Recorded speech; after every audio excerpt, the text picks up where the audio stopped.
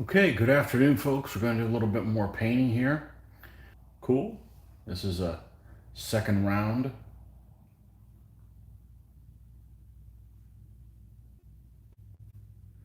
And let's get this rolling. Got this on here. Make sure the volume is down. Yep. And welcome to round 2 on Sunday. All right. Let's turn this thing around and down to business. There you go, Joe.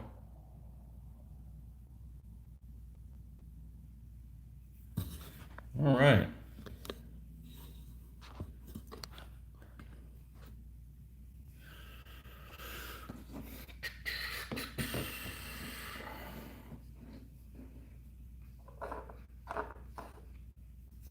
The Serbs that you got, are those from Curacao? If they are, I'll take a look at what the figures look, just so we can narrow down what time period they are. Although, I have a feeling they would probably be good for 1380s, something like that. You want to do Serbs, the time period there when they clash with the Ottomans. Okay.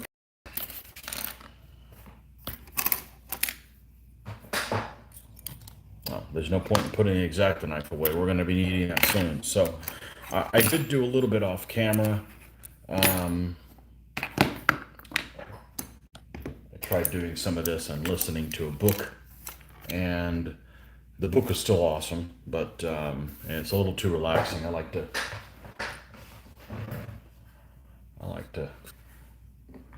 chitter chat more than listen to a book. Let's move this out of the way so we don't have an accident.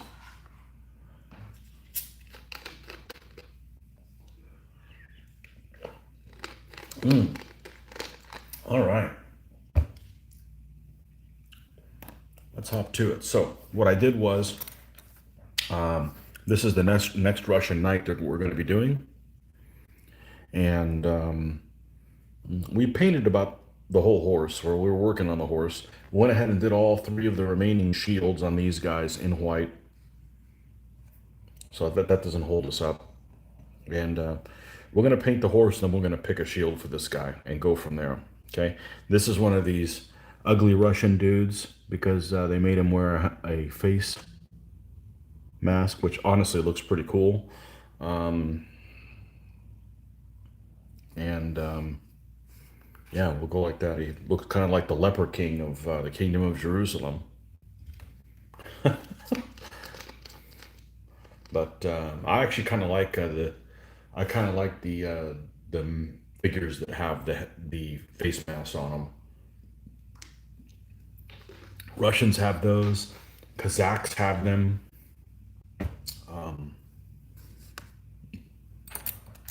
Yeah, cool stuff. All right, so the brush that we were using for the horse.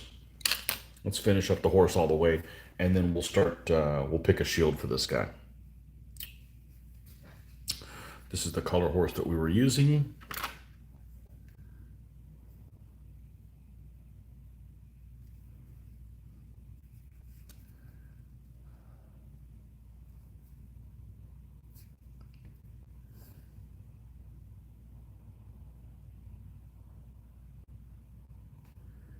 Okay.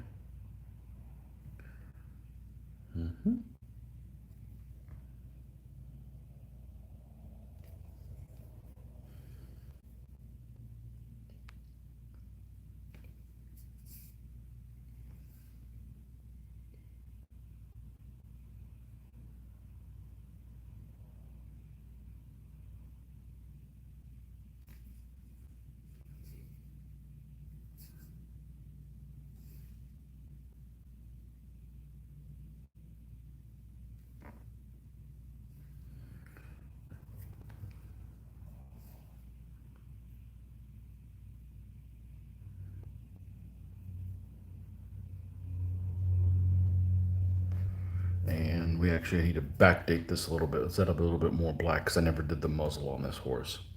So we'll want to go ahead and do that.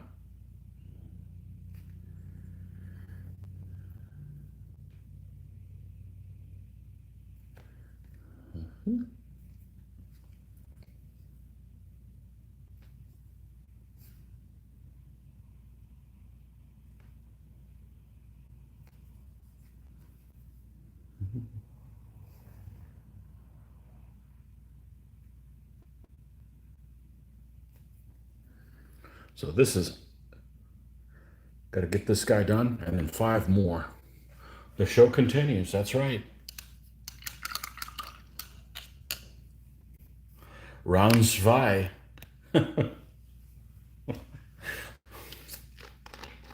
Indeed.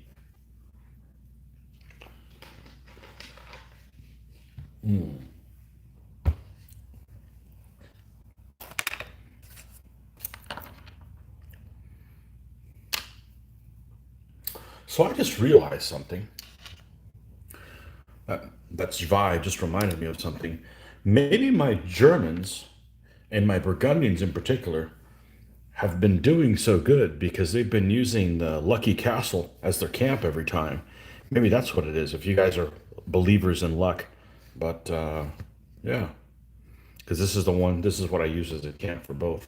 Even though it's definitely Germanic with the style of this. And, well, this is how it was cast. I just saw this and I figured, oh, that's how it's got to be painted. But, you know, it's got so many things on here that definitely scream Deutschland all over them. So, yeah. But, you know, Burgundy's over there on the border. So, yeah, maybe it's the Lucky Castle. We'll see. That's what I need to do. I need to make a lucky camp for an army for it to do well.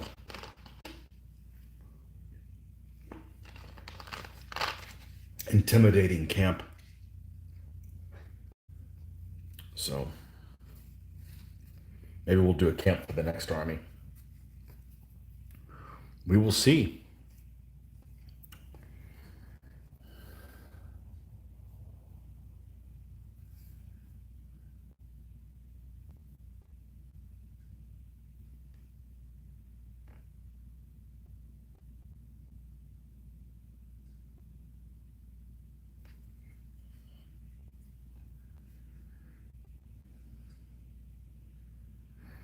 I really would love to just ditch this army and just start working on the next one, but I've already done that once to these guys.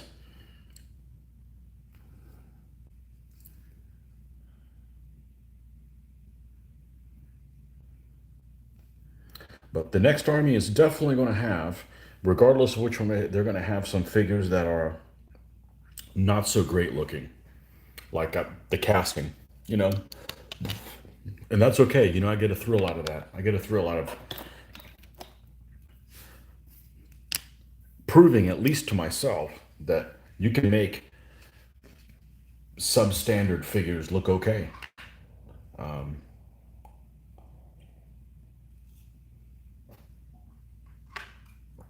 So the nice thing about substandard figures is they don't have a crap ton of detail, which means technically you can paint them faster. There's less stuff to do on them. So you know, that'll help.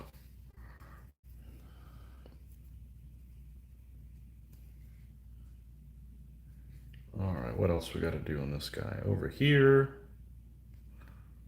a little bit of horse, a little bit of horsey color.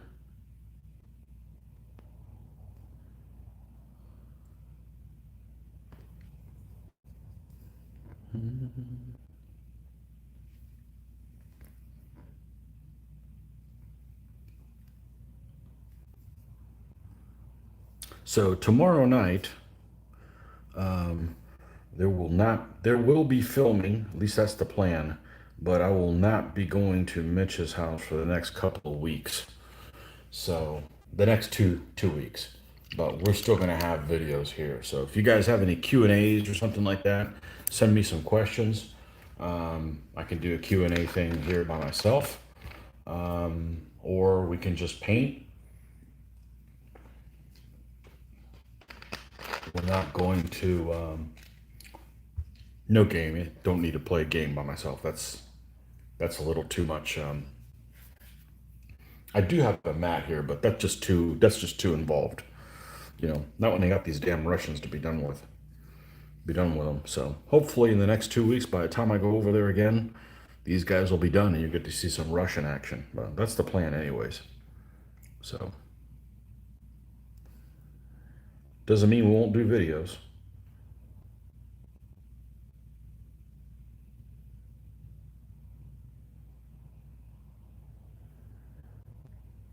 Mitch is just spending the next 2 weeks in jail, so he's not going to be able to attend. That's what we're gonna say the reason is. Oh man.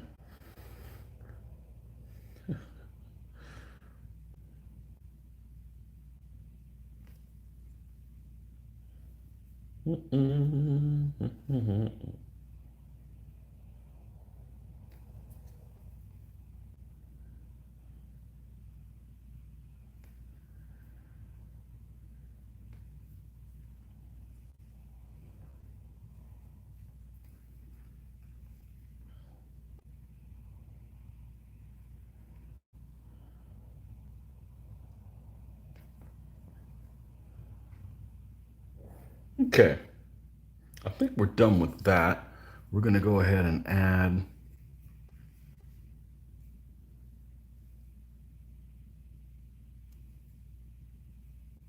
a little bit of white on there.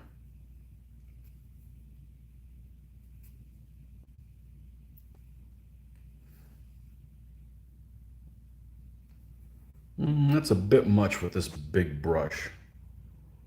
Let's see if we can, that's better. There we go.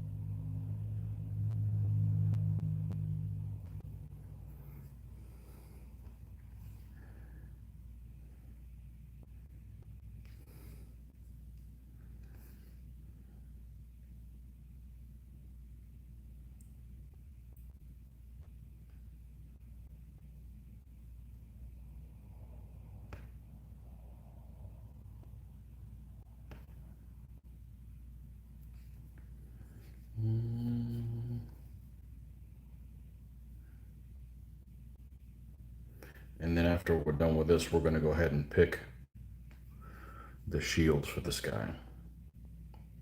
And go ahead and put that on. And that way we can pick clothing colors that kind of complement that. Although I've painted two of these figures before in the past, and one of them had most of the clothes in white and the other one in red, so it won't be either one of those two things. I'm thinking maybe blue, maybe not. All right, let's just set this off to the side, and let's take a look at our shields here, see what we got left. This is a round shield guy. I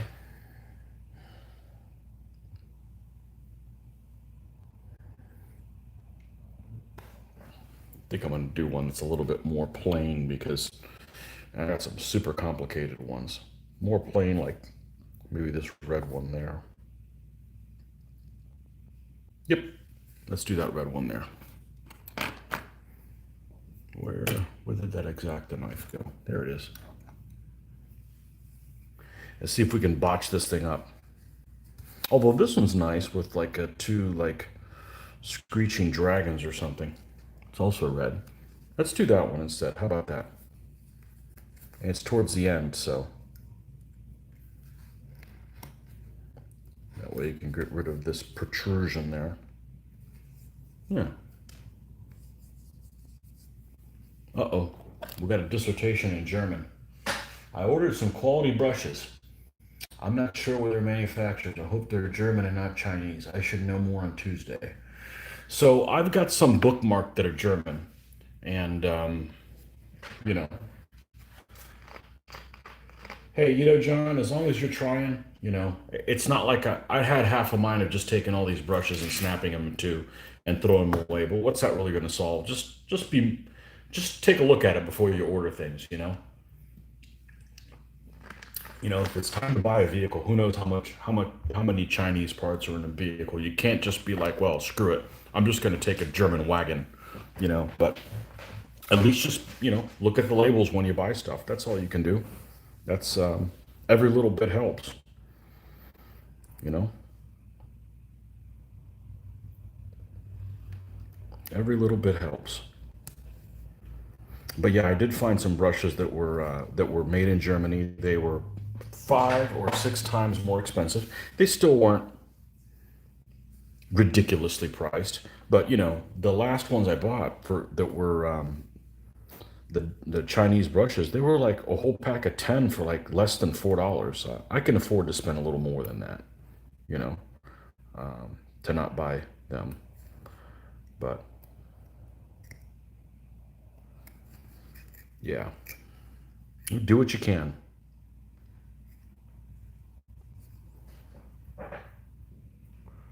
Do what you can. And maybe there'll be better quality brushes too.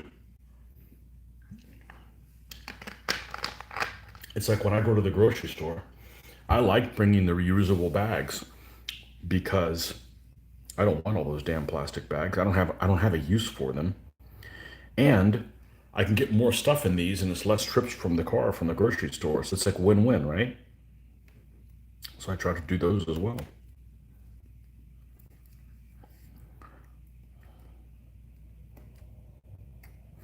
And it should save the company money as well. So it should avoid your prices going up. Win-win.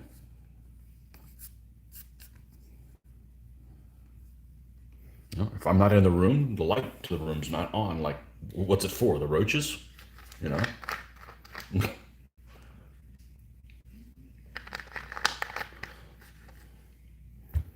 The last last group of brushes I bought. See, I'm still to the point where I don't have to buy any. I'll show you what I got. I bought these before I declared war on that country, personally. Notice it's the country, not the people. The people are stuck in a shitty situation. Yeah, these are made in China. Yeah, but you know, I'm not just gonna throw them away. But maybe when I need to take some out, I'll take these out and not these, and that way I'll never get to using these. But oh well, you know. These actually don't say where they're from, which is, of course, probably a bad sign. But they were $20 for all this many. These actually look pretty good.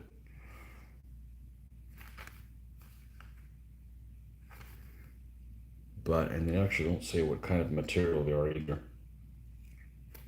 Oh well. But after these, I'm not buying. I won't be buying any more. I'll try those German ones. Maybe I'll order those German ones before I get to having to use any of those other ones, and we'll keep them as spares. But you know,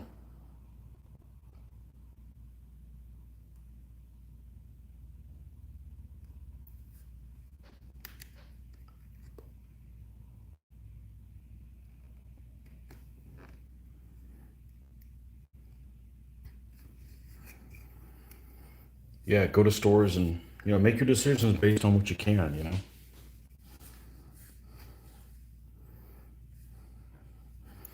Oh, I forgot to do something. I forgot to circle this stuff here.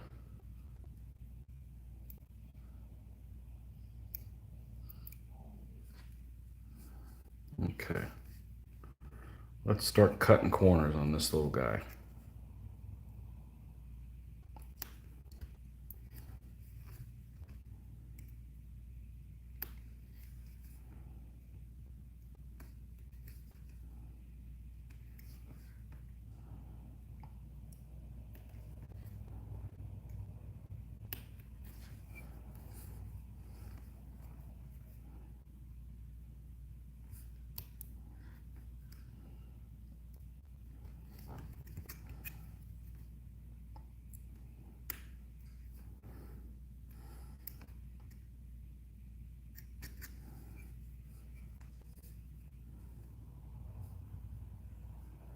Is this thing slipping on me?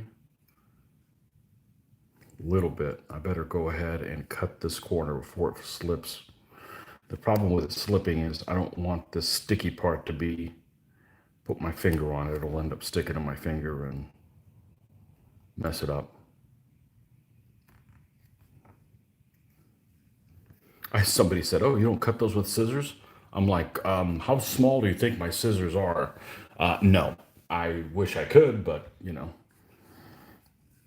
it doesn't quite work that way. Doesn't quite work that way.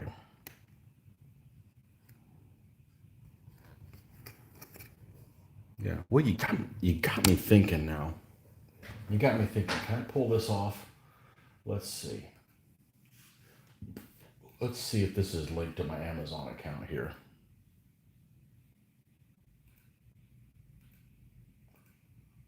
Um,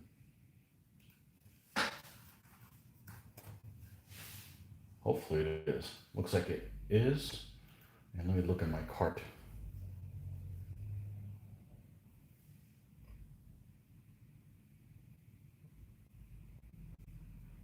Okay, the ones I found are called, let me make sure these are the correct ones.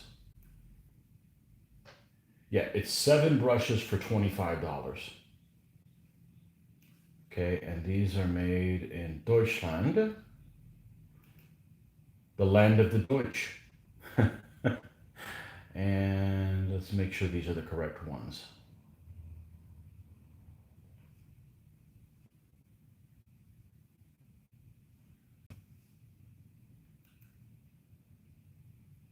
Yeah, the description is AIT Art Select Red Sable Detailed Brush Set. 7 pure Russian sable paintbrushes handmade in Germany. So 2547 and 7 of them or whatever. And they actually say Germany on there. So I need to save these on my, they are on my wish list. So yeah, I was thinking that's what it was. So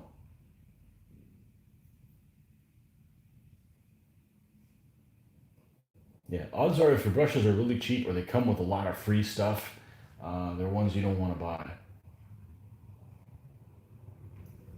You know, and if you want to buy Chinese brushes, well, you can buy Chinese brushes, but I don't want to. You know, um, where are these? Where are these made?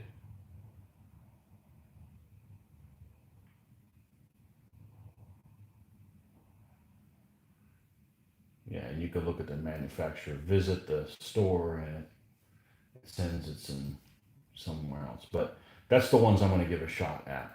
So, but if you have good results with the ones that you get, and they are in fact made in Germany or you know anywhere else that,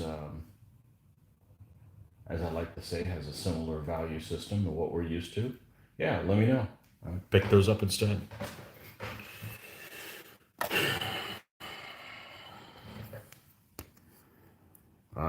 What did I get the other day? Oh, the water filter for the refrigerator, and it was made in Singapore. Cool. That worked. It's funny how some nations end up getting a reputation for certain things. If you say Singapore, the first thing I think of is, oh, you better not do any graffiti there. They'll hit you with a cane. Or there was a thing many years ago. If you didn't flush a public toilet or whatever, they would take it out on you.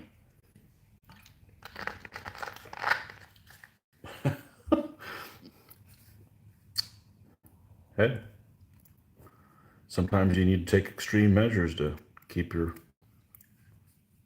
place looking right, I guess.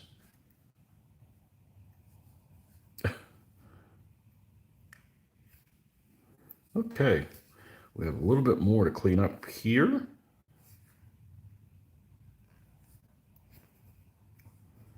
And it's just about done. Let's pull this thing off.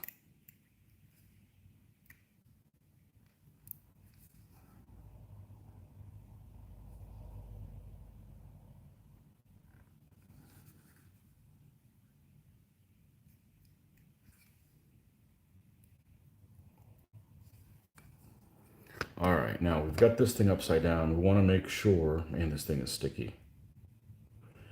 We want to make sure, okay, we're playing with fire here.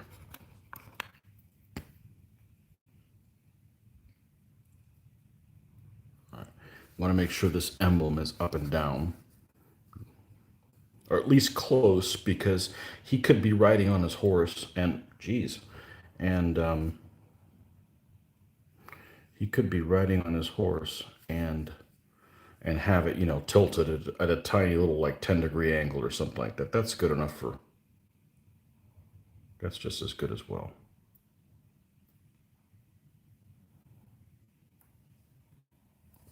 I should be able to work there.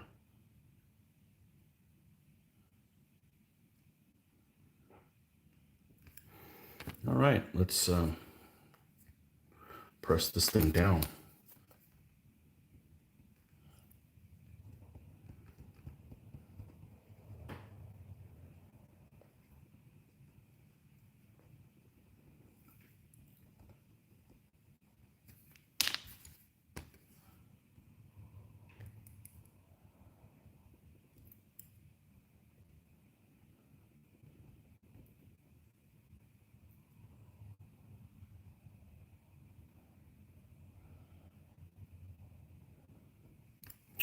All right, and let's get this bigger brush here. Just put some water on here. You guys know the drill. See me do this quite a few times. That might be a little too much.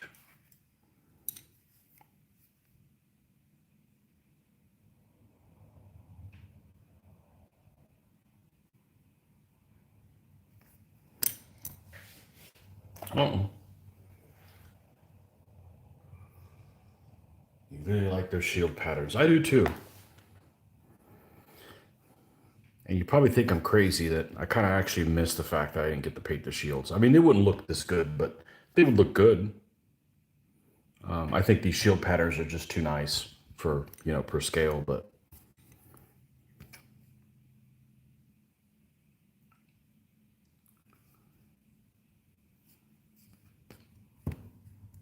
there you go.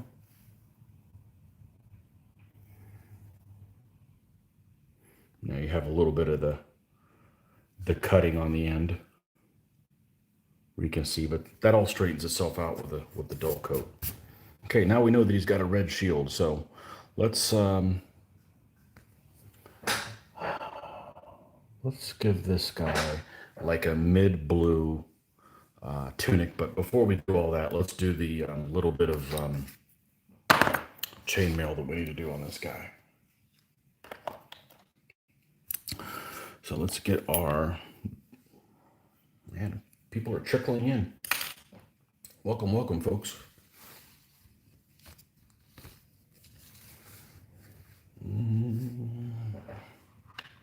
Strap yourself in.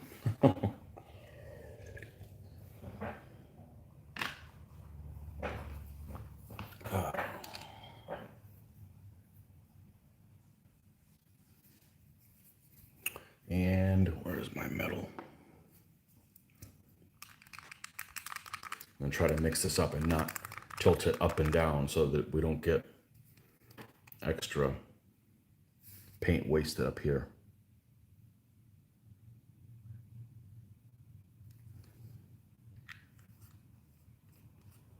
All right.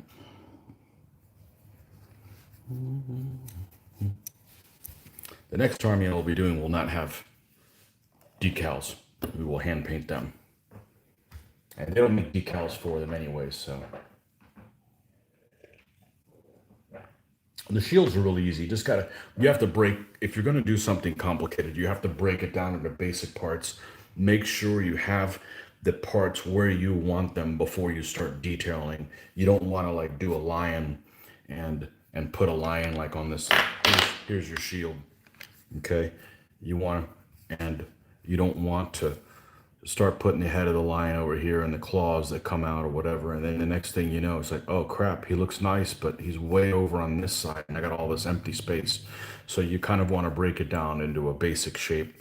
You know, if it's one of those lion rampants, you know, you want to, well, actually, I don't, yeah, whichever one is standing up, okay, you want to make sure that, you know, break it down into like an S pattern and put that in the middle where you need, and then build it up from there. If you start like over detailing like his face and stuff, it's going to be really hard to get things, you know, evenly. Same thing if you're going to do, say, 4 designs, you know, put a center line, then put another center line, or, you know, if it's up here in the third, get it balanced, clean that up, and then build from there. Make sure it's almost like you're sketching it. So paint like you're sketching, and it's easy to do. You have to have a brush that you have confidence in and patience, and it'll just take care of itself. And take it one brush stroke at a time. You know, if you start trying to do too much, you know, grab some paint and you start doing too much, you know, you'll have too much paint at the beginning and not enough at the end, and it'll just be weird.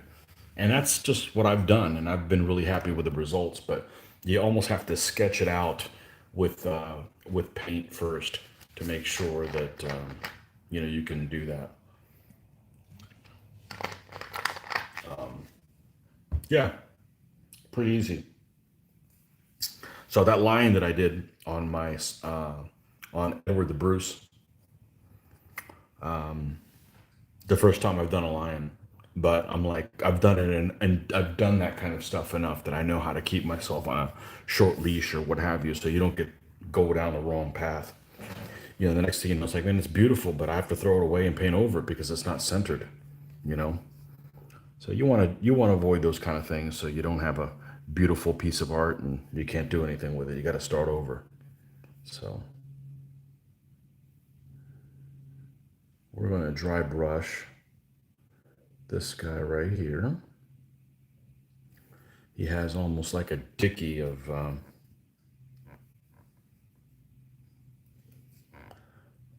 chainmail.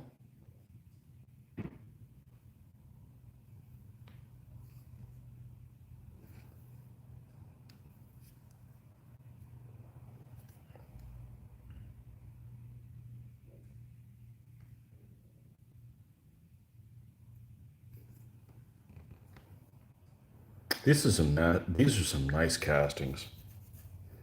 They that sculptor did a nice job with these.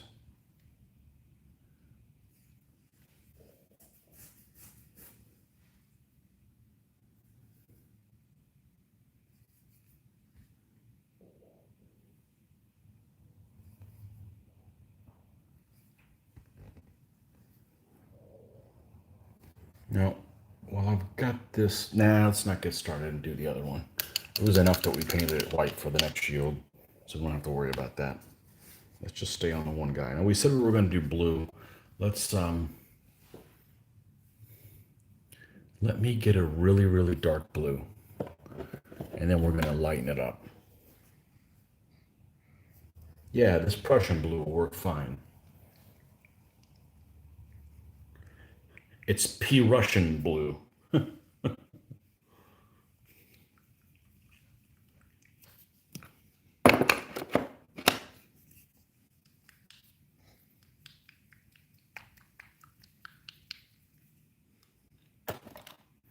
right, let's get this here. And the last guy had a face shield. Was it bronze? No. I have 2 that are metal, so he's going to have a bronze face. Let's just go ahead and, now we're talking about the blue. Let's go ahead and put the blue down. Let's get it out of my hand before I cause any trouble.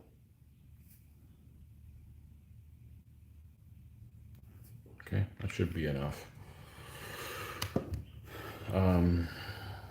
Let's see if the bronze is still awake from this morning.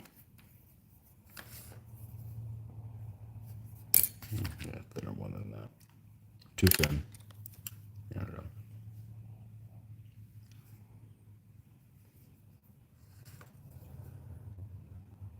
Yep.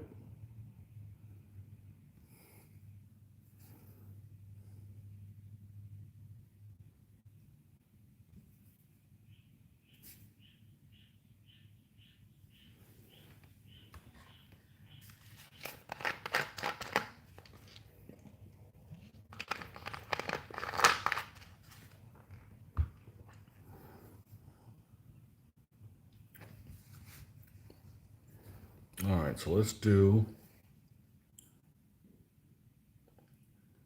this guy's face.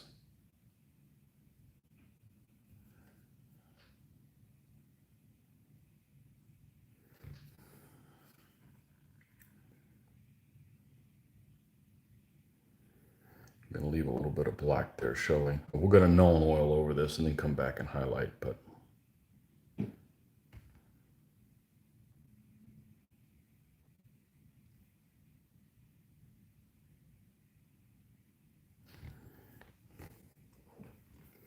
like I mentioned earlier, these face shields were, the Russians had them, the Kazakhs had them, some later Imperial Romans also had them as well. I think they look pretty cool. I really do. I think the Kazakhs even had ones that had like built-in mustaches. So there's like a face with like the guy has a mustache on there as well. So, you know. All right, and let's go do the top of his helmet as well. We can just paint the whole thing.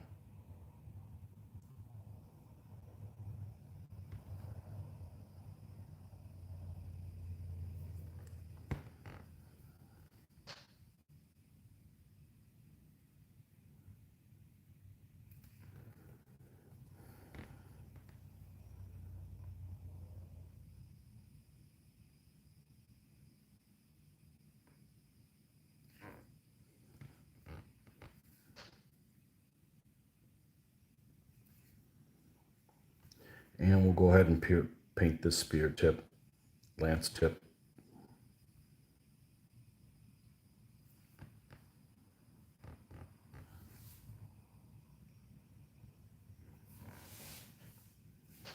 All right.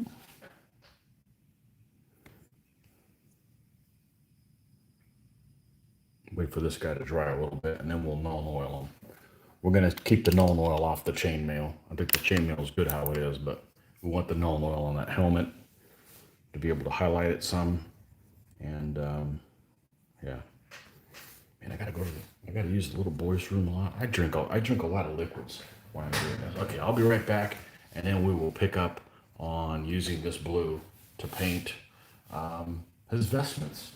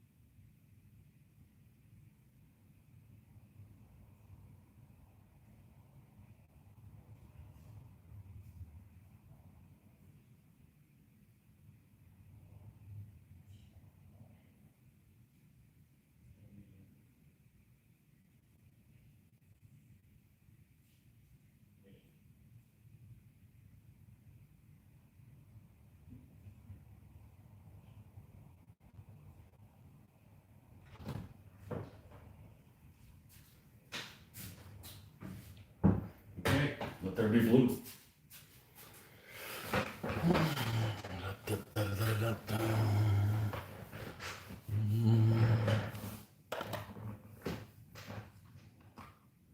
We're round two of coffee as well. Left over from what I had this morning.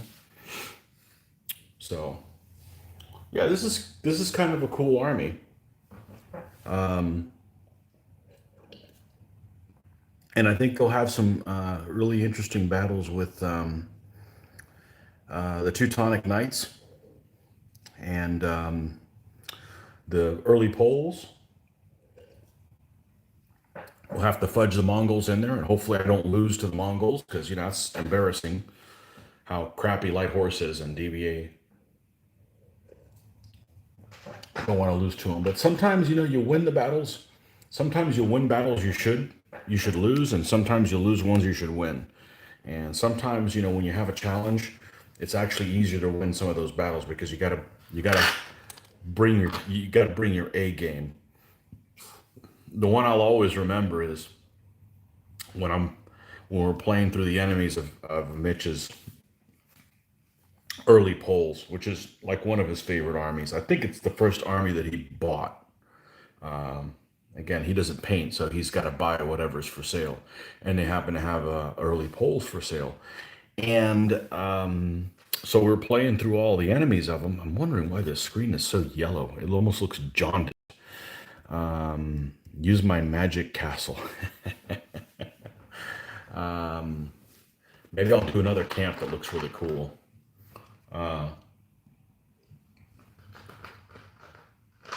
But we're playing through the enemies of the Poles, and there's two games that I won against him that I should not have won.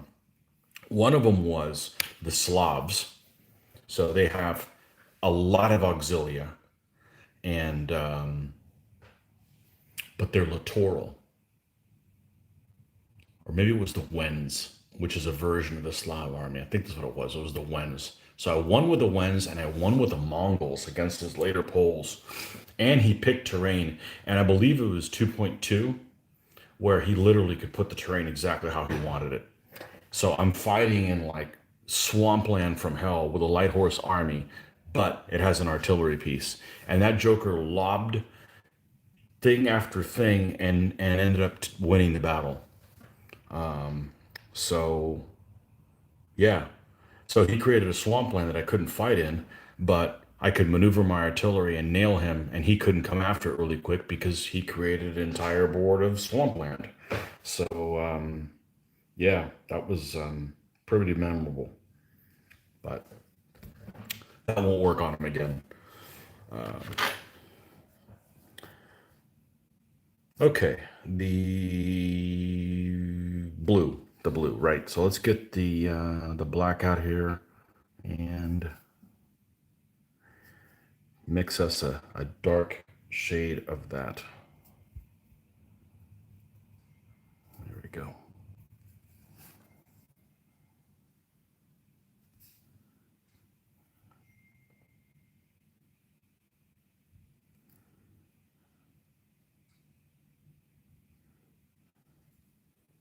Welcome to Castle Lucky. Enjoy your stay.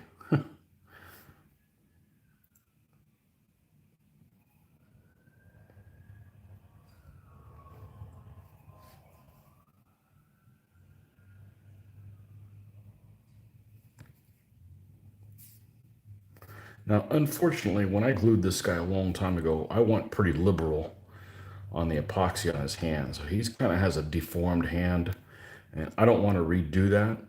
So I'm going to paint it like he's got fingers and everything on there. So it'll be okay at a distance. But yeah, he's got a pretty deformed hand on the one that's holding the spear or the lance.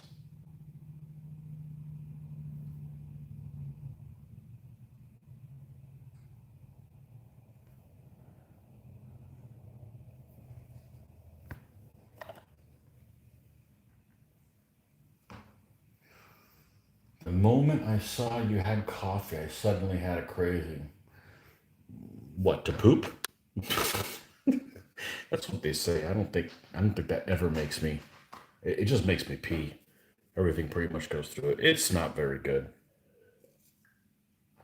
but it's cold. You know, it's cold and black, just like I like my coffee. I don't drink anything warm.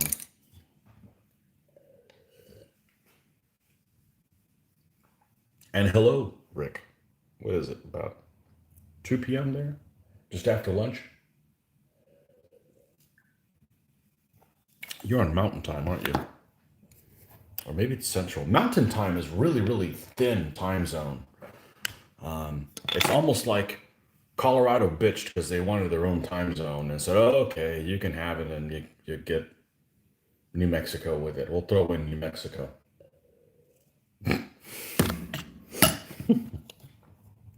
Okay. Yeah, you're at three. You're only retarded by an hour. Okay, perfect. Yeah, Central's really, really wide because Central goes to half of Tennessee, and because Nashville's on Central, and it goes all the way to, I think, probably the Colorado border. So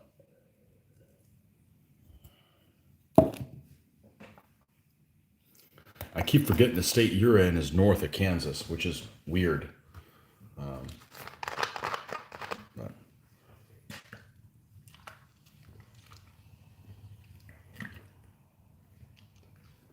right? Yeah, I think so. Okay. Now I'm out of liquids. Good.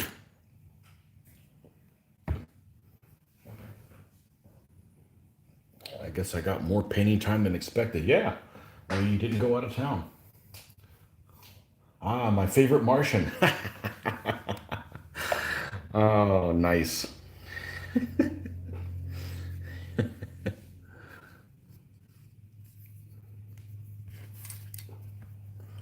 I really would like to do some of that Victorian gaming, but man, there's just not enough of me to go around. You know, at some point you realize, okay, I can't do it all. So you got to pick and choose what you're gonna do.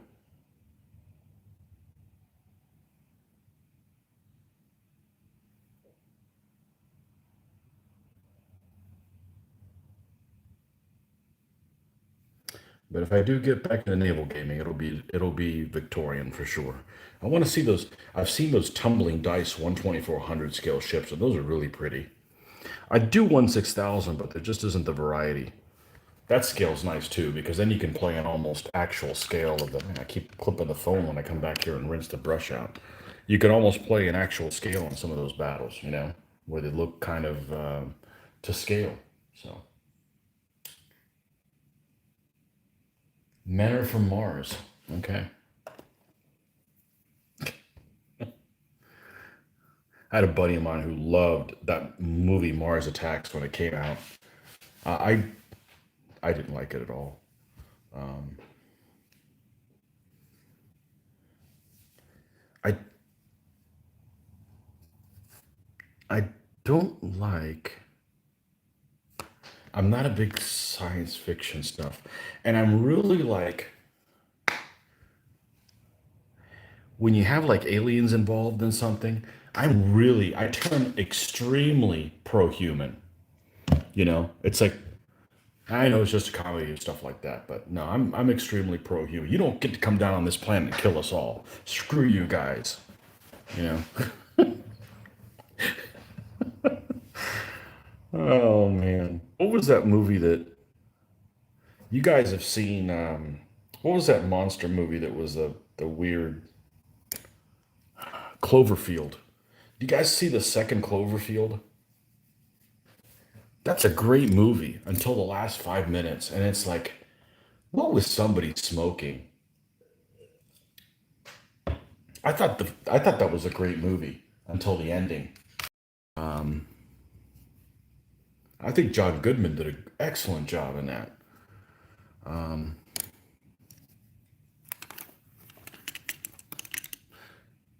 I was never a fan of Roseanne. I think that show really holds him back in his talent. That guy's actually pretty talented, you know, because he was really good in that. Everybody's favorite movie except mine. What is that Lebowski movie? I didn't hate it, but he was the character that was hilarious. He was great in that. I finally saw that movie, I don't know, 5 years ago, 6 years ago. Everybody raves about that movie, and I'm like, what are you raving about? But, okay, looks like we're gonna have to pull out another brush. It's not like we don't have, oh, here it is. It moved over here.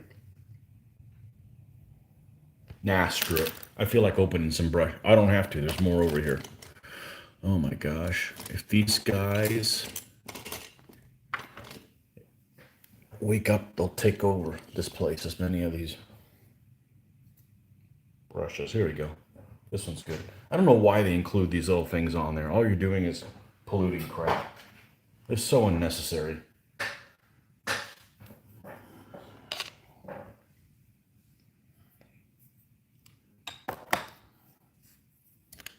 Oh. I don't want to bend over. It's the weekend. I reserve that for Monday through Friday.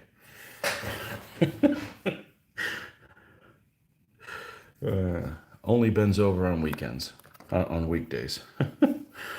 All right, let's see if we can cut this one little burr off the edge.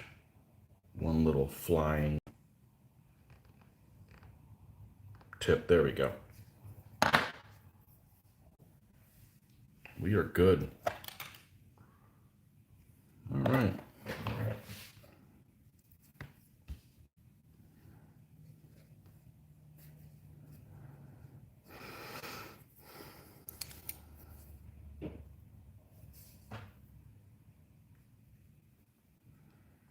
I ended the last session talking about not watching much TV, and next thing you know, I'm talking about TV. Yeah, it's not like I've never seen any.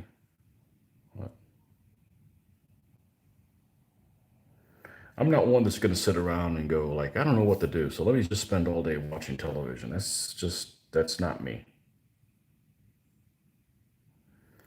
That's not me. There's so many more useful things you could be doing,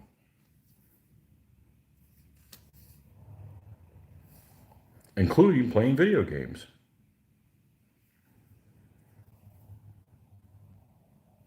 which some of these games I play, if you leave them for a while, you forget where all you know what to do, you just don't remember what the buttons are to do stuff. And that happened to me this weekend. I forget, was it Friday night? I started playing the COVID game. The game's basically where the Chinese got the idea for COVID. The Division, where a virus spreads, and they actually made like a mini movie of that. So, the virus game. So, it all looks like make believe until it happens in real life. Obviously, not exactly and cataclysmically the same, but yeah. Played a little bit of that this weekend. Had to remember how to do the controls.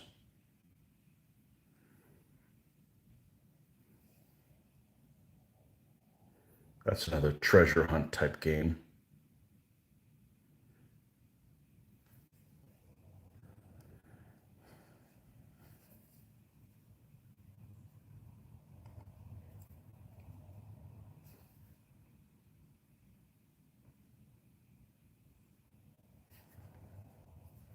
You guys aren't familiar with that. I believe the plot is a virus gets spread around New York City through money, and everything kind of falls apart. So you've got corrupt military faction tries to take control, and then you've got different gangs of one of them that's like almost like something off of Walking Dead. Another one that's so you've got like ex-soldiers, Walking Dead type guys. Obviously not the zombies, but kind of free for all people that feed on the chaos. Yeah, it's interesting. And the second one, the first one's set in New York. The second one is in DC. The sequel's in DC, and you get to go and it's a Tom Clancy Ubisoft thing. So it's almost like tactical shooter you get to use between cover. So it's just interesting. It's something to do for a little while, you know. It gets you out of this chair and mess around with that for a little bit. So, all right, so we have this basic color here, and we're going to add some white to that. And that's what we're going to highlight with this. Let's not go leave myself an out here.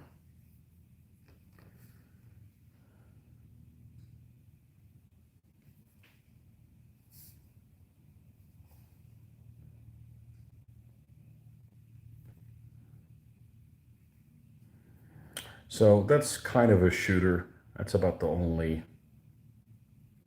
thing like that that I play. I've done all those shooter games before. Done. Been there, done that. They're all the same.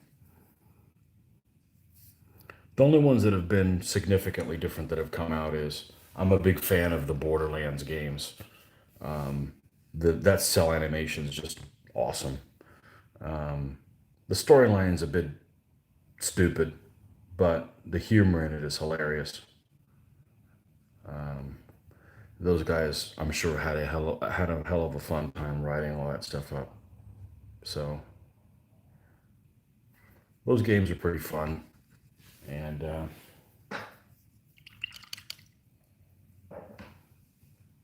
but I can't sit there and spend and play it all day long. It's just you walk away saying, "Okay, what did I have to show for it? Nothing," you know.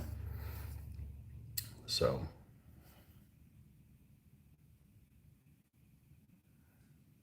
they're good for a little bit.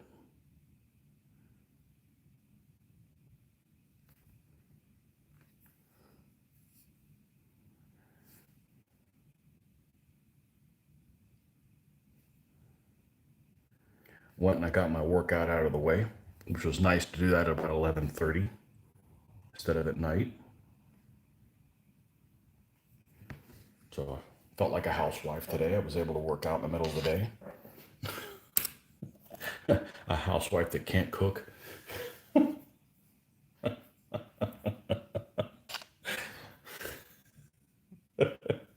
Or fold fitted sheets.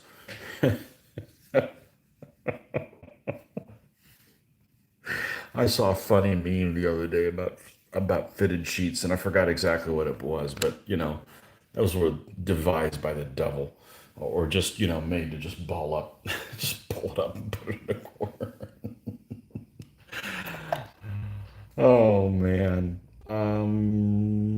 Right. Before we go any further, let's go ahead and do the Nolan oil now, so that when we go and mess with it, it'll be able to be messed with. It's dried out. We don't have to lay it on there really thick, but we can do that just the same.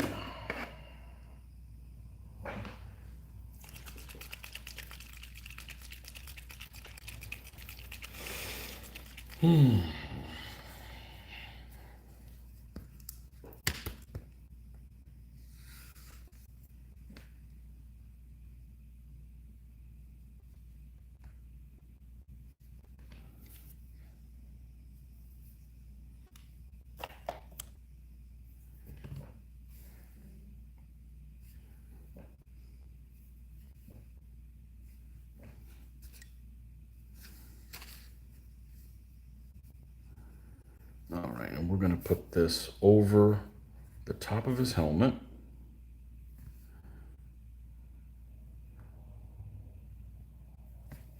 We're going to need more than that.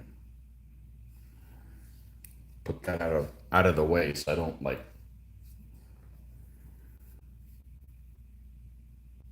accidentally knock it down.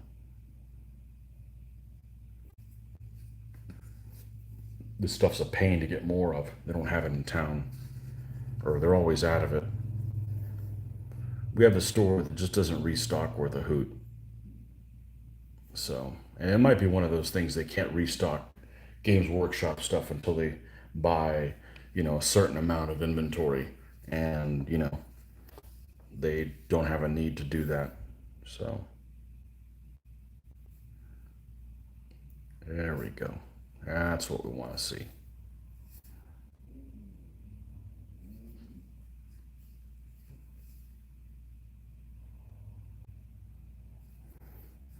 right, so we got the Nolan oil on this guy. There we go. We'll come back to that. We're going to leave the chainmail as it is, so it'll look different between the chainmail and the actual metal on his helmet. Okay. All right, we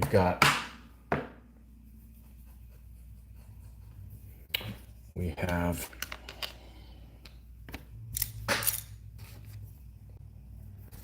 this.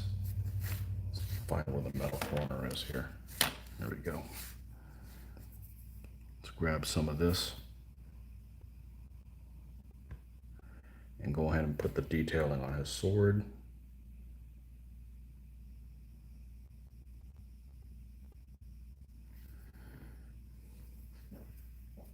This water thing's in the wrong place. That's what the issue is. It needs to be over here.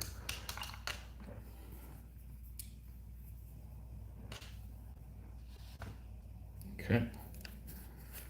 All right.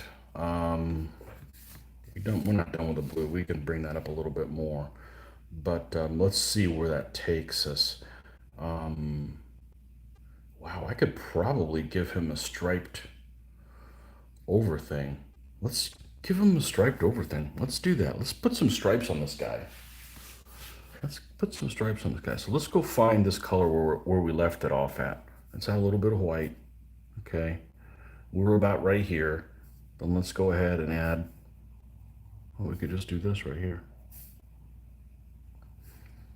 Let's just do that. And we're going to add some stripes.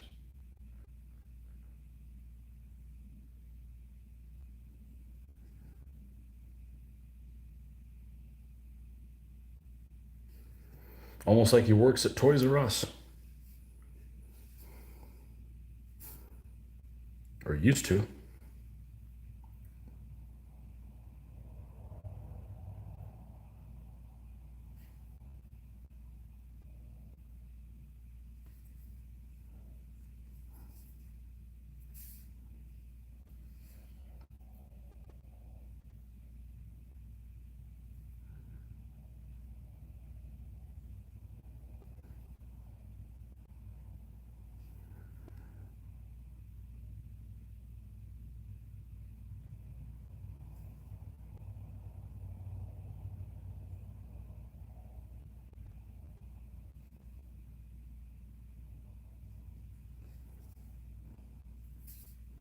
And we'll show you guys what this looks like here in a moment.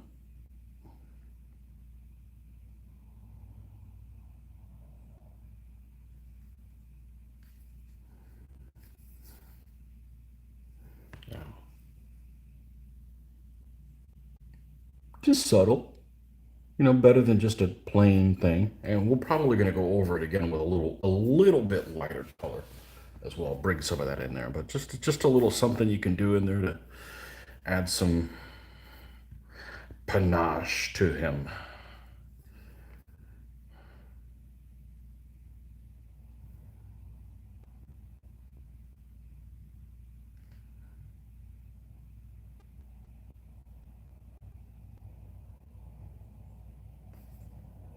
All right, now let's go ahead and add a little bit more white to this.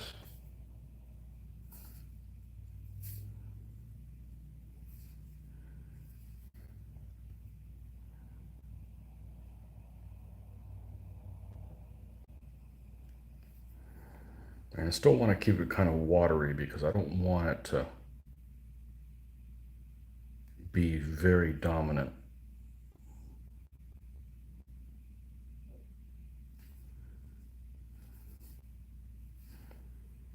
This is the fun stuff I enjoy doing this here. I just gave this guy a striped clothes because I felt like it.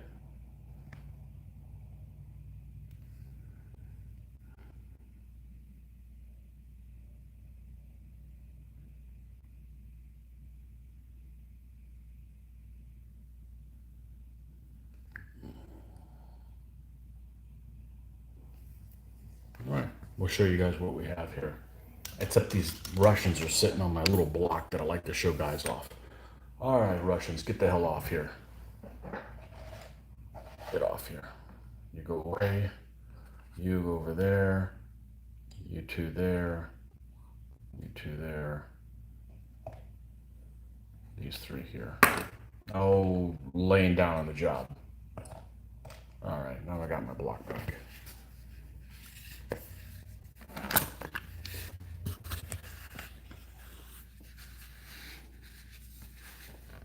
I think the focal point's over here. Not something really prominent, but just a little bit of something. Instead of just being a straight color. Yeah. All right, let's go paint his lance. Let's go paint his lance.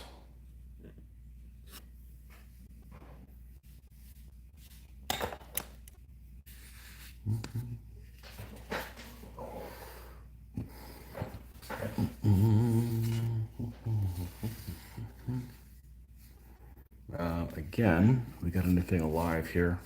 Probably not. Let's get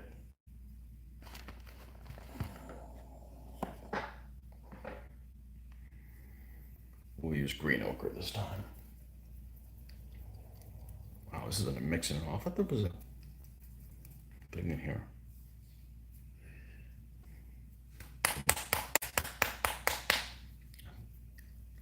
No, I thought there was a mixing thing in here. Maybe I was mistaken.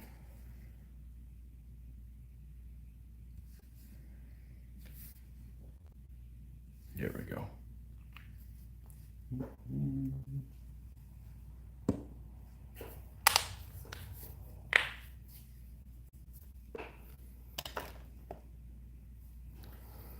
All right.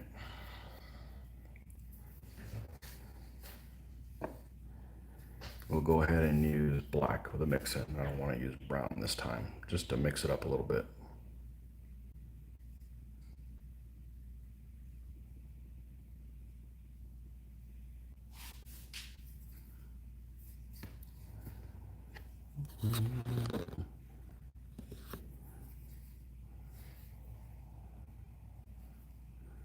Let's slather this on.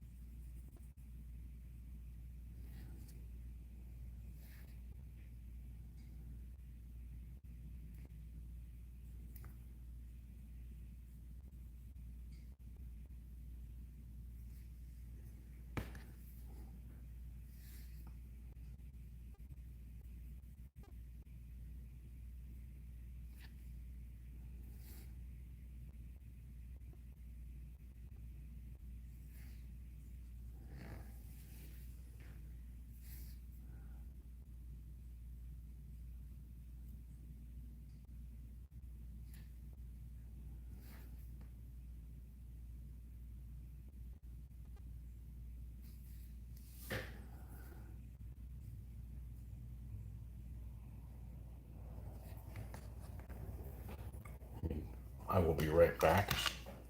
We're gonna go get us some water and some gum, and we'll let you guys look at that guy.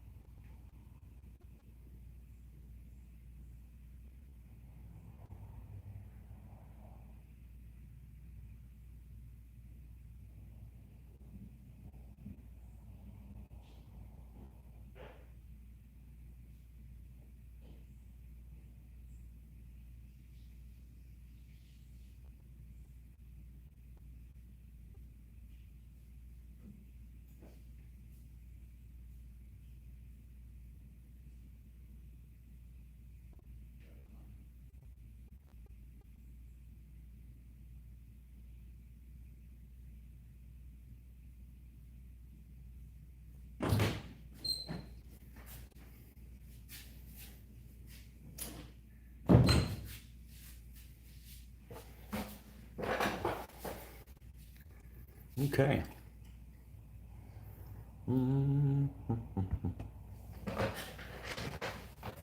I guess my screen is running a few minutes behind. There we go. Okay. Nothing yet. You guys are just lurking, silent lurkers. Shh. Right. We're done with that. Let's do a yellowish type blanket. Okay. So we can go ahead and use this golden color as well. Let's get a brown for a mix in. These mix ins like I'm working at, what is that, Cold Stone? All right, you get 2 mix ins.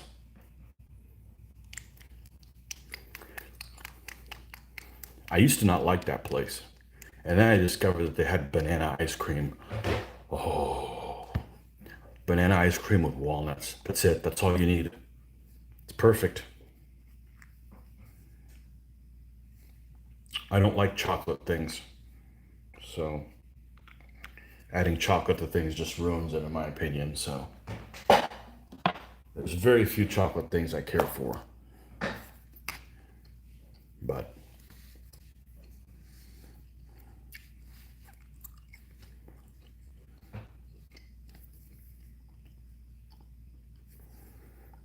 all right, so we're going to take this and we're going to add the brown to it.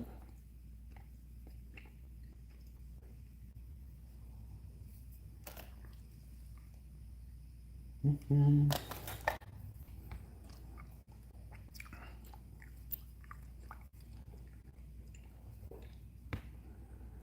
right, here we go.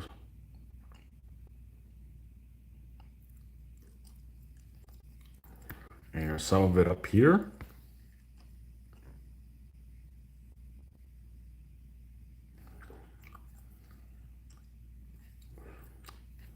And then, of course, what's on this side.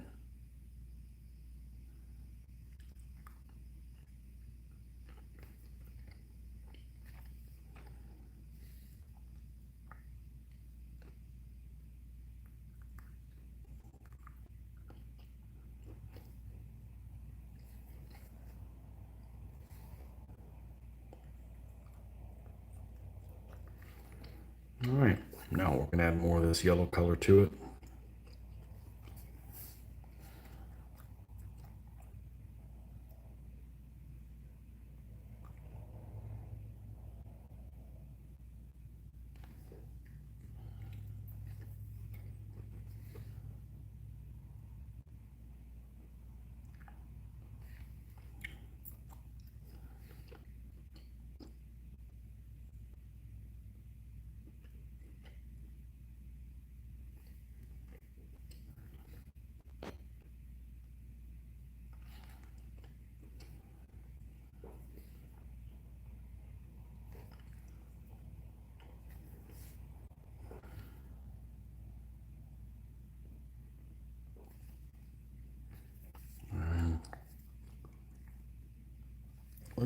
Let's take a different tack.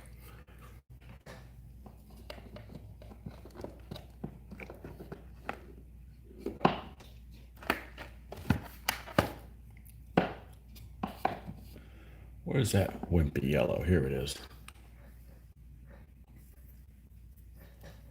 Golden yellow, misnamed.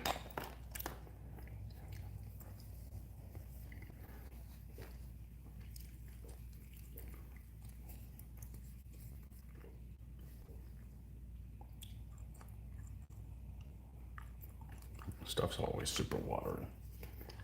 Nothing you can do about it. No big deal. You know what you're expecting to get there, so.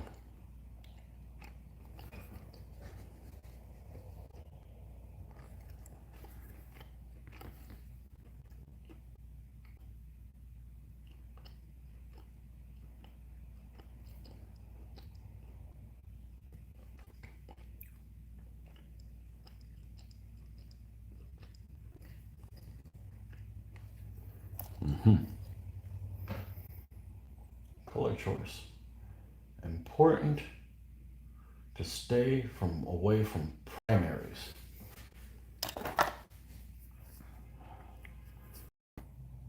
Okay, I don't know what that means. I love picking colors because these look different. If you want guys that look different, you don't want to pick the same type of colors like it looks like. You've got, oh, I know what you mean. Yeah, yeah, no, these are definitely pastel type things, or it might have been a primary, but then, after this guy's been on campaign for a while, it's,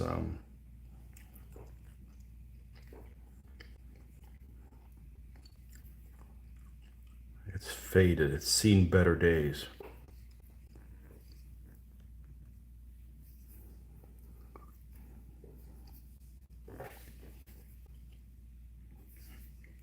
All right, let's take a little bit of white on here.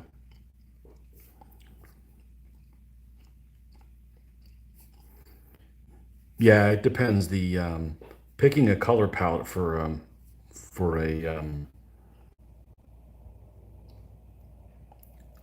a new army is definitely one of my favorite things to do. And we'll show you what this looks like when I'm done. This should be the last color on here.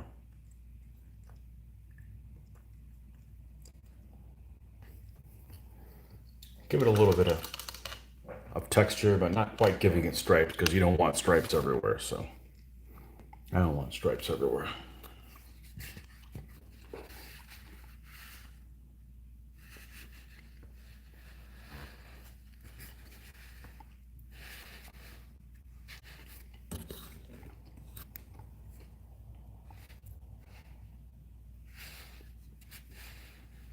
There he is. All right, I just realized I never finished the spear. I sidetrack myself in different things.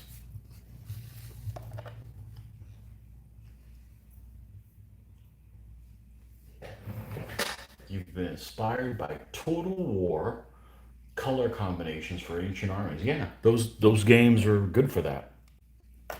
Yep.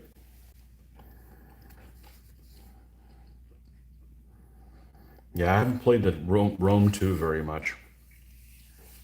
They just got too complicated. I got the Chinese one. I love I love Three Kingdoms stuff, but man, it's like I don't I don't really care about, marrying stuff people off to. But then, the tactical game, I've played it so many times, it's like, well, that's not very challenging. Every game turns into the same thing. You create a line, you extend it so that you have an overlap on somebody, or at least you don't get outflanked, and you bring your mounted forces around the back. And you didn't like Rome 2. Why? Lots of people didn't like it when it came out, and some people said it's because there weren't the interaction between the armies and the navies. But it's extremely political. There's a lot of politics type stuff to do, which just takes forever to. Too fiddly, okay. Medieval 2 was good. Yes, it was. Yes, it was, but it was too easy because I'd cranked up the difficulty level and still played the Spanish and just gang raped people. Gang raped the computer. I didn't want to play just set piece battles. I wanted to play the against the I wanted to play a campaign and see if what battles generated from a campaign. So yeah, I would. You end up crushing your opponent and you chase them back with your light cavalry, my javelin light cavalry, and they're just scooping up the. They were the best faction. Well, you're telling me. I mean, I played them for obvious reasons, but who else did I play a little bit? I liked the speeches before battle. That was always cute. So when I fought the Portuguese, I would always make fun of them how they would smell like fish. But who else did I play a little bit? I want to say I played the Sicilians some, and then I had the expansion for the New World, which I only played the Spanish in that one for a little bit. That was just like overkill. You just crush them. And I did like the one that had the Norwegians and the Anglo-Saxons and the Vikings in it. That one was okay, but man, that was many moons ago. But I've gotten to the point where I don't want to play the tactical battle. It's just not challenging enough. Jinetes. Papal states were in that game. I don't remember.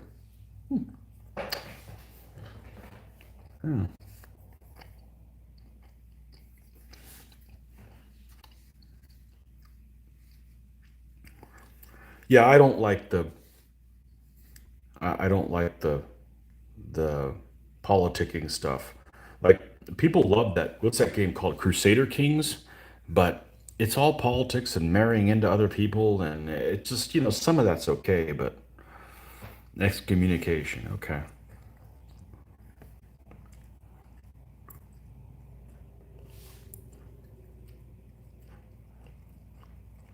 what color strapping are we gonna do on this guy? I feel like I need to do like a white or something like that, so it pops. Let's do that. Done.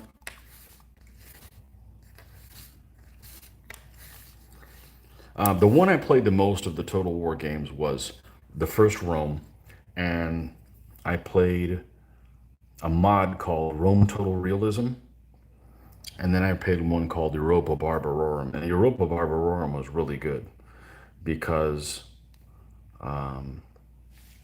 sometimes you had an army where it was difficult to, but the games take so long that it's not like I play all the factions.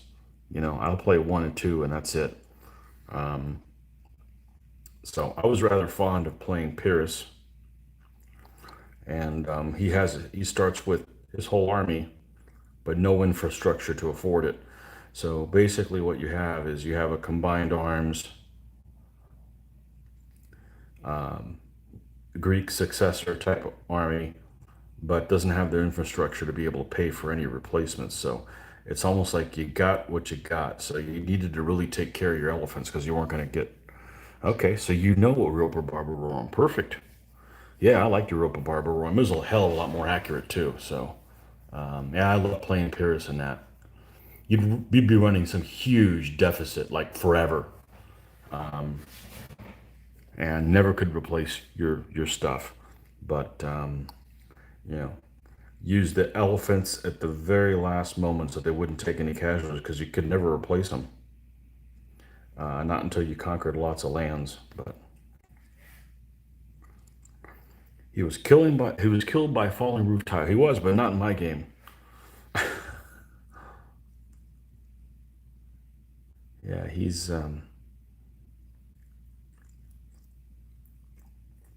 probably my favorite leader of that period, without a doubt. And when I played the Romans, I specifically kept that proportion. Like I'd have one unit of Hastati, one unit of Principe, and then and move them in checkerboard, just because that's what I needed to do, even though they may not have any advantage in the game that way. But that's kind of, yeah, I kind of did it like a DBA game. So I'd have a couple units of skirmishers. I would have 3 units of Hastati, 3 units of Principe, and two Triarii, and a couple of mounted units, and that's kind of my core. And sometimes I would put two of those together and go and group. So I kind of tried to play them that way, but the Rome is just too easy. So yeah, I like Republic versus Pyrrhus as well. Definitely, that's a good one.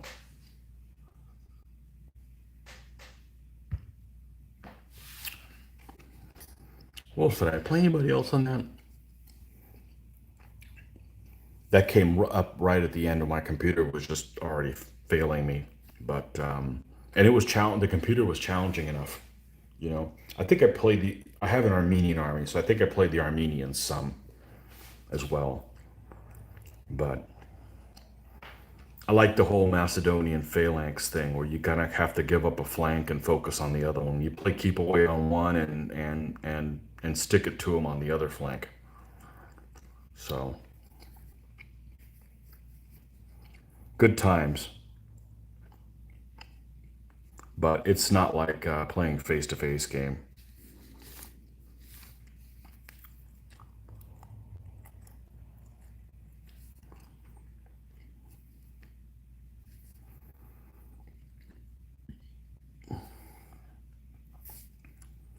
You messed with Field of Glory at all?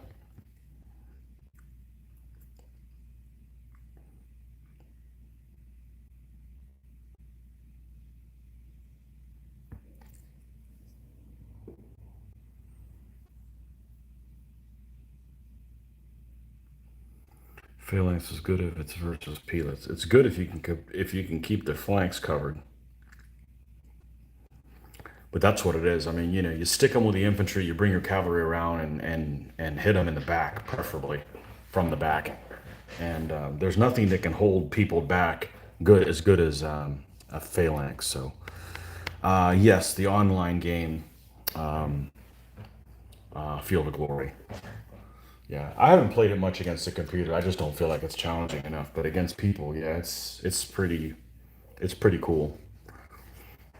I wish there was more people in the units. I mean, it's almost like it looks like a big DBA battle, which you don't have to paint the units. So why don't you just show more figures on there? But that's, I guess, really my only gripe. I really like the Pike and Shot campaigns game a lot. That that one plays really well. Boy, the Swiss are just brutally difficult to deal with. You didn't like the minis. I've never played the minis game. It's too many figures. I remember when that thing came out, like everybody was playing that for like seems like 2 or 3 years, and then just everybody just left and stopped playing it. It was almost like, all right, let's never play this again. But I never. It's just that's just too many troops, for that sort of thing for me.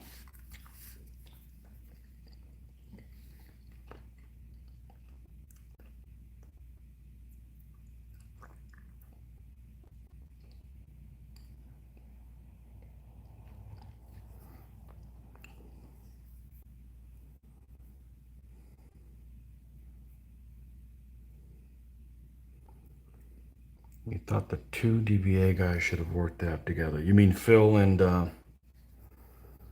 Bodley? I don't know what transpired there,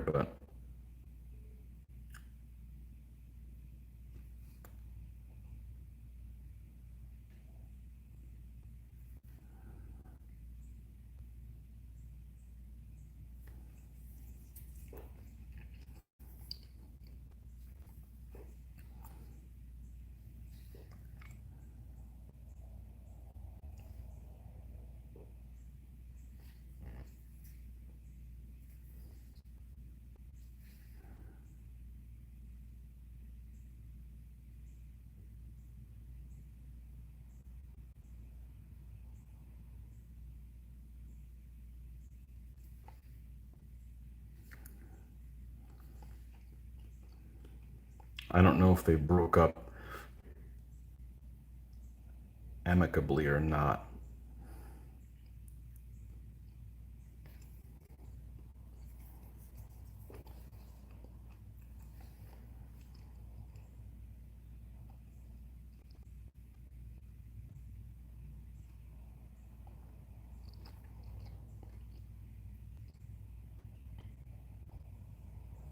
But that type of format on a computer allows you to play a game that maybe you'd never pick up because it just takes too long to set it up, what have you.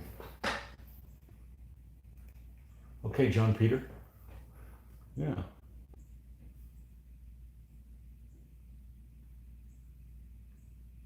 Split the market. Yeah. Oh well.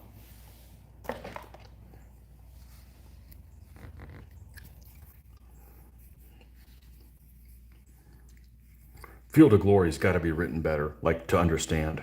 I would think there can't be two people writing in Barker can there?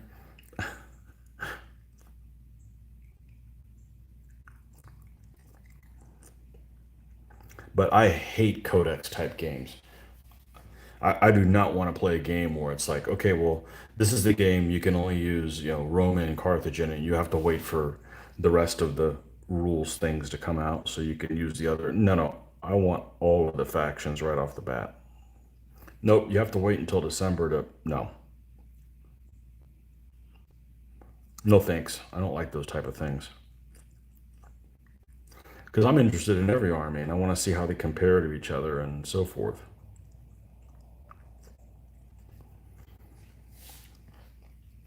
If you play like that, then you end up playing the stuff that gets released with so much that you never want to play it again when the other stuff comes out. It's like, well, all we were able to do is play Rome and Carthage and those type of battles, so we're never going to do those again because we overplayed them while we were waiting for them to release other nations.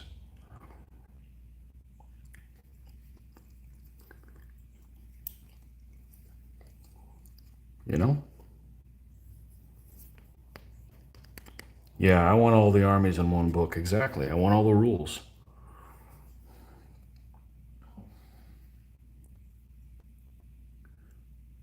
Like Saga. I think Saga would be really cool to play. I don't want to buy all those supplements. And I don't want to wait 4 years for my favorite supplement to come out, which would have been like the Reconquista stuff. And then 2 years later, oh, there's a new version of Saga coming out. Yep, no. No, you're not going to get me on that stuff.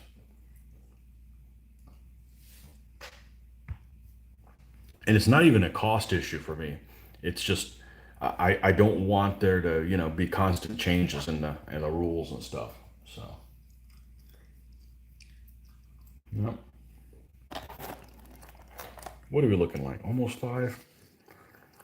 All right, let's go back to where we were doing the lance here.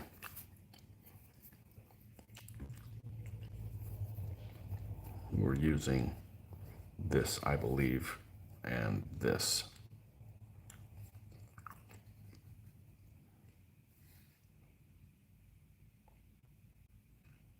Yep.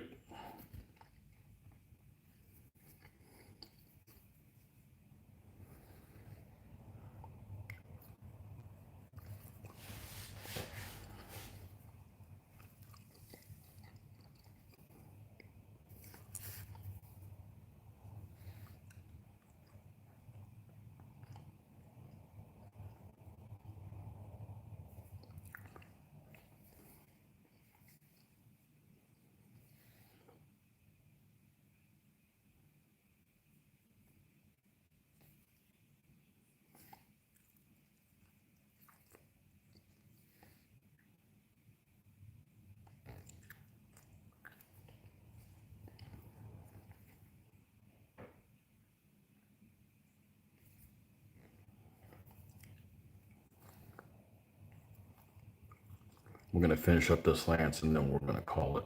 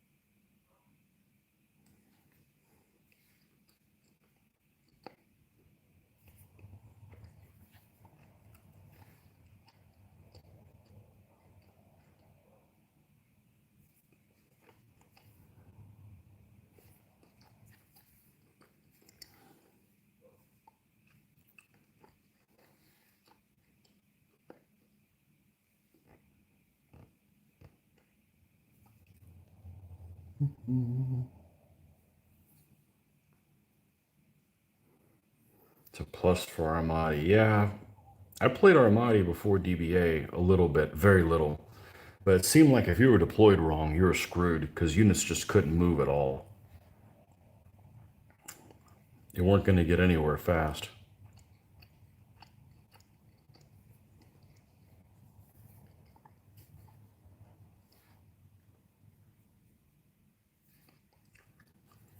I have it.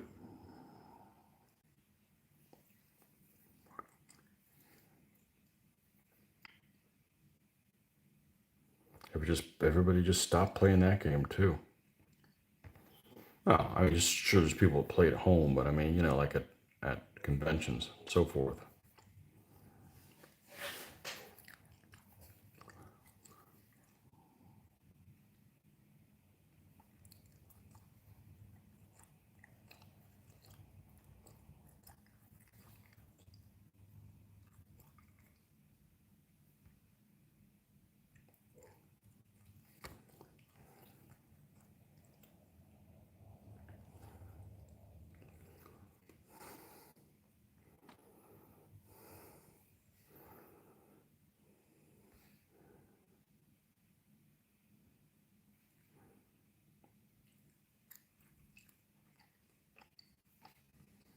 Similar to Ancient Warfare. I'm not familiar with that one.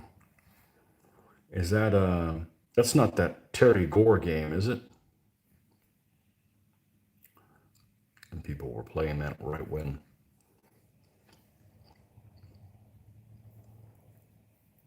You like the breakpoints and non-alignment solution in Armati? We'll have to take a look at that.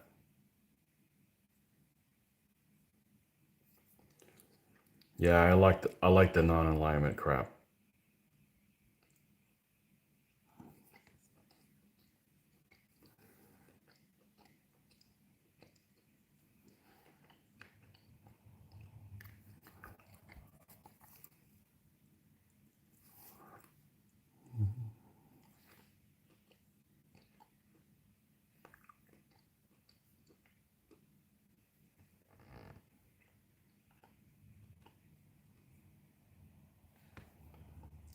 I think Basic Impetus also has a non-alignment playing.